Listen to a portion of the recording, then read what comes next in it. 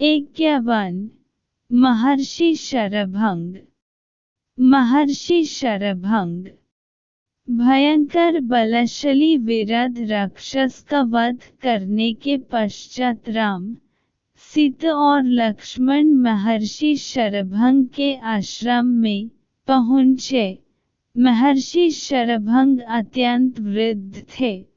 उनका शरीर जर्जर हो चुका था। ऐसा प्रतीत होता था कि उनका अंतकाल निकट है। सीता और लक्ष्मण सहित राम ने महर्षि के चरण स्पर्श किया और उन्हें अपना परिचय दिया। महर्षि शरभंग ने उनका सत्कार करते हुए कहा, हे राम, इस वन प्रांत में कभी कभी ही तुम जैसे अतिथि आते हैं। अपना शरीर त्याग करने के पहले मैं तुम्हारा दर्शन करना चाहता था, इसलिए तुम्हारी ही प्रतीक्षा में मैंने अब तक अपना शरीर नहीं त्यागा था।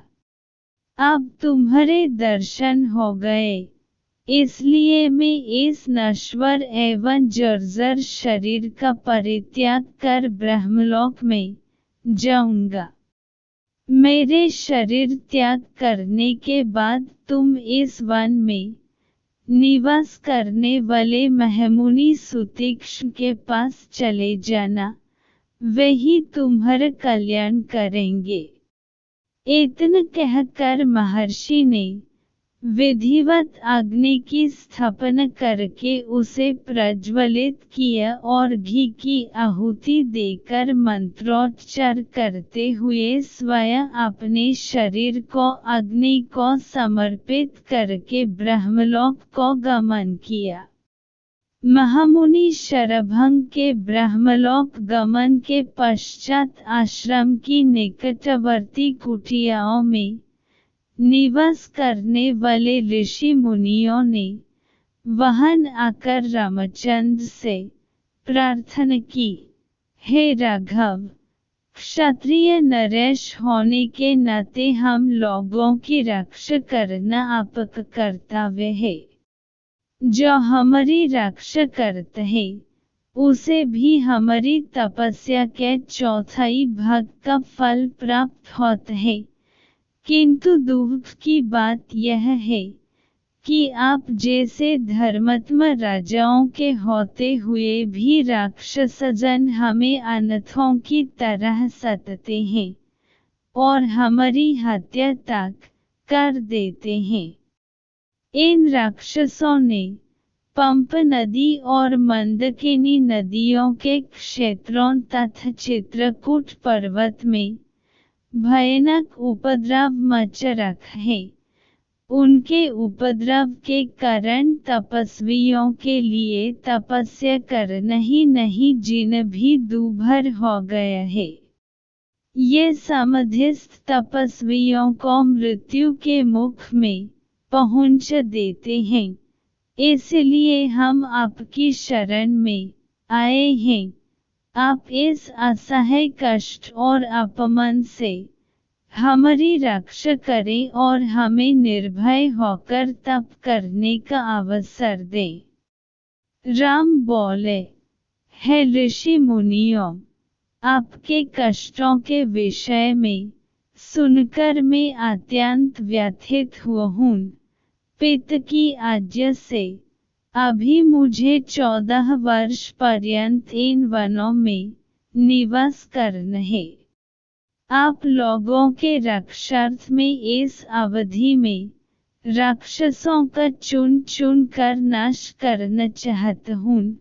आप सबके समक्ष में प्रतिज्ञा करता हूँ कि अपने भुजबल से मैं पृथ्वी के समस्त ऋषिद्रोही राक्षसों को समाप्त कर दूंगा। आप लोग मुझे आशीर्वाद दें ताकि मैं इस उद्देश्य में सफल हो सकूं। इस प्रकार से उन्हें धैर्य बांधा और राक्षसों के विनाश की प्रतिज्ञा कर रामचंद्र सीता और लक्ष्मण के साथ मुनि सुतीक्ष्ण के आश्रम में आए। उन्होंने अत्यंत वृद्ध महात्मा सुतीक्ष्ण के चरण स्पर्श किए और उन्हें अपना परिचय दिया। राम का परिचय पाकर महर्षि अत्यंत प्रसन्न हुए। उन्होंने तीनों को समुचित आसन दिया, उनका कुशलक्षेम पूछा तथा फल आदि से उनका सत्कार किया। वार्तालाप करते करते सूर्यास्त की बेला आ पहुंची। तब उन सबने एक साथ बैठकर संध्या उपासना की और रात्रि विश्राम भी उनके आश्रम में ही किया। प्रातःकाल राम बोले, हे मुनिवर, हमारे हृदय में दंडक वन में निवास करने वाले ऋषि मुनियों के दर्शन करने की उत्कृष्ट अभिलाषा है। हमने सुना है कि यहाँ ऐसे अनेक ऋषि मुनि हैं, जो सहस्त्रों वर्षों से केवल फलाहार करके तपस्या करते हुए सिद्धि को प्राप्त कर चुके हैं। ऐसे महात्माओं के दर्शनों से जन्म जन्मांतर के पाप नष्ट हो जाते हैं। इसलिए आप हमें जाने की आज्ञा दीजिए। महर्षि सुतीक्ष्ण ने आशीर्वाद देकर प्रेमपूर्वक उन्हें विदा करते हुए कहा, हे राम, तुम्हारा मार्ग मंगलमय हो। वास्तव में यहाँ के तपस्वी असीम ज्ञान और भक्ति के भंडार हैं। तुम अवश्य उनके दर्शन करो। इस वन का वातावरण भी तुम्हारे सर्वथा अनुकूल है।